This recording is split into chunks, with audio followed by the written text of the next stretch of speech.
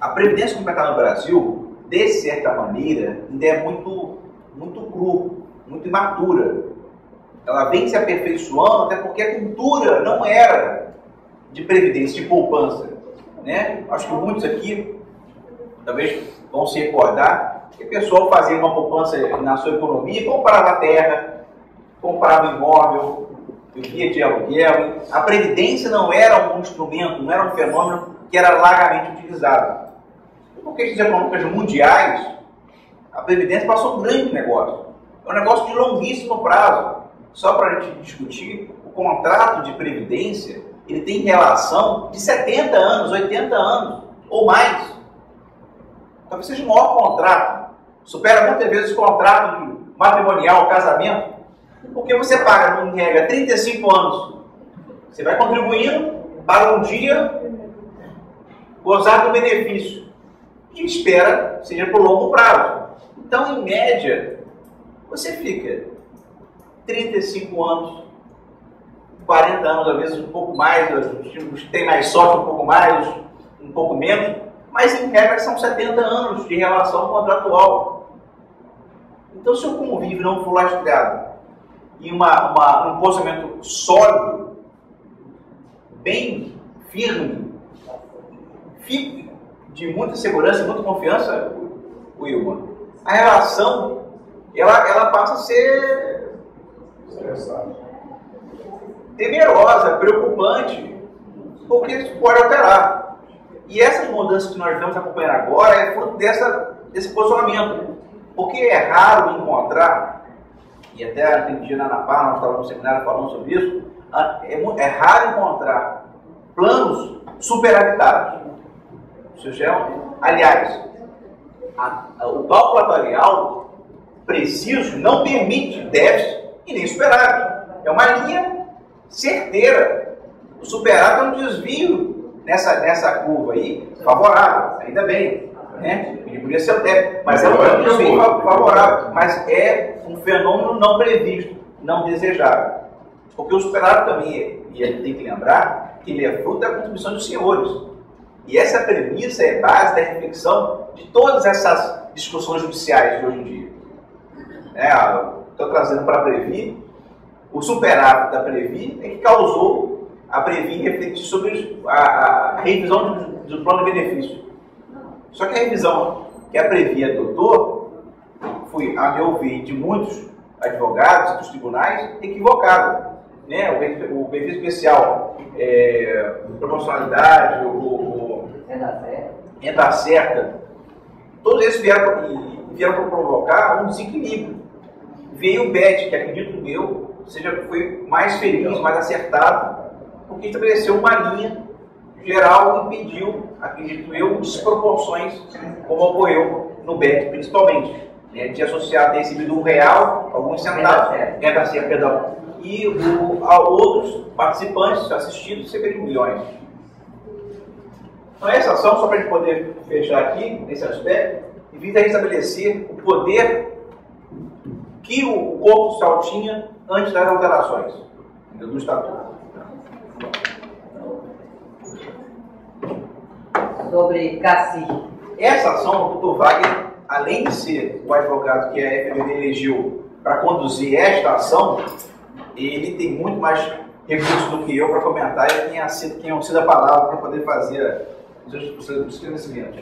Na realidade, nós conversamos sobre essa ação ontem. Né? Essa é a ação civil pública trabalhista que foi ajuizada pela FBT contra o Banco do Brasil, objetivando chamar o banco à responsabilidade no que toca à assistência médica hospitalar, porque até 1996 essa era uma responsabilidade decorrente do contrato de trabalho. Essa era inclusive uma vantagem prometida no edital do concurso. Quem prestou concurso do Banco do Brasil, e todos aqui se enquadram nisso, sabem que havia lá a promessa de assistência médica hospitalar, assim como a previdência complementar. A assistência médica hospitalar era um fator que influenciava na decisão quanto à escolha da carreira no banco.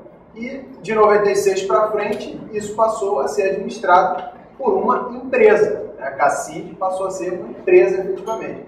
E os benefícios, a assistência que era uma, passou a ser completamente diferente, Só para citar, para não cansá-los, porque a gente falou disso ontem, mas, por exemplo, a coparticipação, ela não existia. Foi algo inserido posteriormente. E aí é que está. A questão é a seguinte: quando se trata de uma consequência do pacto laboral, quando se trata de um direito inerente ao contrato de trabalho, alterações prejudiciais são nulas de pleno direito. Não podem ocorrer alterações no contrato de trabalho para prejudicar a parte mais fraca da relação jurídica, que é o trabalhador. E isso repercute mesmo após a extinção do contrato de trabalho. O artigo 468 da CLT diz que só são lícitas as alterações no contrato de trabalho quando resultarem do mútuo consentimento, mas ainda assim, desde que não resulte prejuízo direto ou indireto ao trabalhador sob pena de nulidade da cláusula infringente desta garantia. Então, quando na realidade o banco delegou a uma empresa o dever de prestar assistência médica hospitalar, a partir daí remunerada sob outros parâmetros, essa é uma alteração ilícita, uma vez que prejudicial aos interesses dos senhores. Então, o que se pretendia naquela ação era exatamente chamar o banco a essa responsabilidade. Em primeira instância, nós ganhamos. Houve uma decisão que foi amplamente divulgada, acho que pela FPB. Pela FPB, tenho certeza. Acho que até pela federação essa decisão foi divulgada. Em segunda instância, lamentavelmente, o Tribunal Regional do Trabalho reformou a sentença, numa decisão com fundamentos também que se assemelham àquela deliberação do STJ, e nós recorremos ao Tribunal Superior do Trabalho. O recurso pode ser julgado a qualquer momento, está distribuído à ministra Cátia Arruda, uma ministra recém-impossada no TST, e uma ministra que é oriunda da advocacia. Ela entrou no TST por intermédio do Instituto do Quinto Constitucional e ela era advogada de sindicato.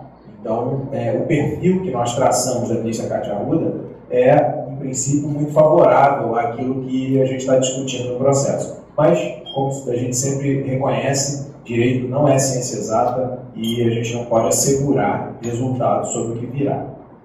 Aí, doutor, é bom registrar também que essa ação tem como participantes os sindicatos bancários da Bahia, né? É verdade, sim, é verdade. A FPB e sindicatos bancários da Bahia. O Wagner até me permita fazer um link naquele outro assunto inicial. Essa é o tipo de ação, em Gilberto Isa, que vale a pena pela abrangência, pela força e pela efetividade, que houvesse uma união da federação, claro que já pelo próprio Wagner, mas de vocês, representantes, em ir ao TST, capitaneado pelo doutor Wagner Guzmão, mas para poder também pressionar a ministra do Trabalho sobre essa ação.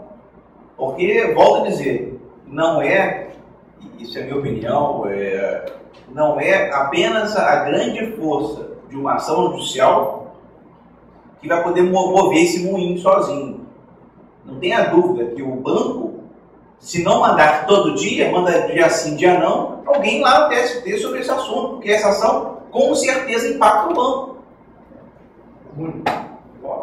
Então, manda o ministro ligar, manda o ministro de Estado ligar. É assim que funciona. O que vale a pena, nós estamos num debate aqui muito franco, e como eu e o Dr. Wagner temos uma amizade e também um companheirismo profissional muito estreito também, me permite ousar até tocar nesse assunto por uma causa dele. Acredito que ele não se incomode. Mas é porque justamente a sentença favorável à primeira instância foi impecável. A pretensão é 100% tecnicamente falando, robusta e impecável. Só que, como o Dr. Wagner salientou, inexplicavelmente, né, e aí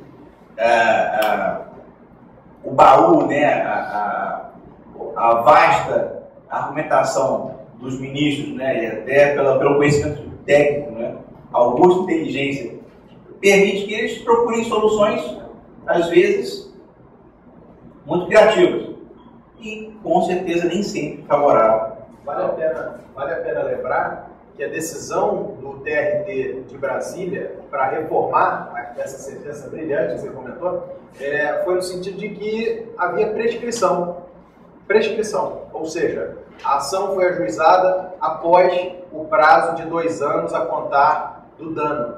Só que, notem, senhores, direitos coletivos não são prescritíveis. Há doutrina nessa direção de que direitos coletivos são imprescritíveis. E a ação que foi formulada foi uma ação que defende substancialmente direito coletivo. Qual é a ação? Ação civil pública. Então, vejam como, às vezes, as decisões elas suscitam fundamentos que são completamente descabidos para aquele contexto, mas que são determinantes de uma reviravolta na conclusão. Diga. A sentença da juíza na primeira instância, lembra, Vai? Lembra? Foi cruel com o banco. Foi que o banco foi falso nas afirmações. Ele disse que nunca tinha tido uma estrutura voltada para isso, como se na realidade o que foi o serviço médico do banco não tivesse se acho. Então, ficou muito ruim para o banco a maneira como a juíza criticou as afirmações do banco. Como o doutor Wagner bem salientou, uma saída pela tangente, né? Bem conceituar aqui, que o Tribunal Regional do Trabalho da 10ª Região, que é o de Brasília, adotou para afastar a pretensão. Eu só queria apenas fazer um destaque, é que nem todos os que fazem jus a esse direito se aposentaram. Então, para aqueles, nem esse argumento criativo, vamos dizer, serve. Então, só pensei esse assunto para poder destacar a importância do que você falou dessa união.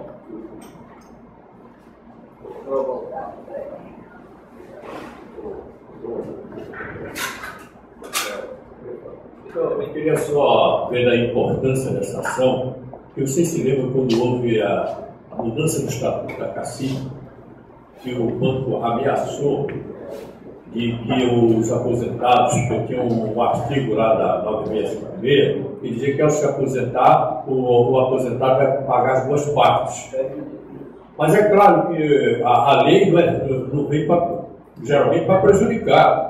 O que ele queria era proteger empregados de empresas e que a empresa tem um plano de saúde e que quando saem eles ficam desprotegidos. Então, pelo que a gente sabe que um plano coletivo de saúde é muito mais barato do que o individual. Então, mesmo ele pagando as 2 partes, ele vai pagar menos do que se pagasse individualmente.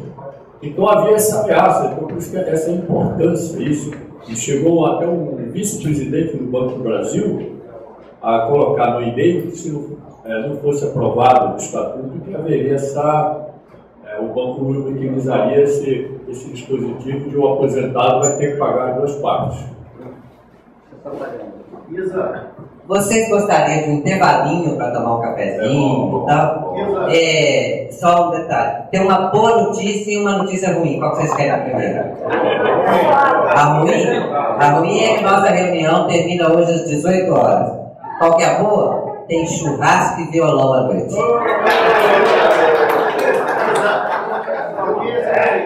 Eu cheguei mais tarde, eu não sei o que foi falado antes da ação de bitributação, foi falado do IGPDI, alguma coisa assim? Foi falado da bitributação, nós trouxemos aqui. Não, a bitributação eu ouvi. Você está sabendo? Antes disso, o que teve?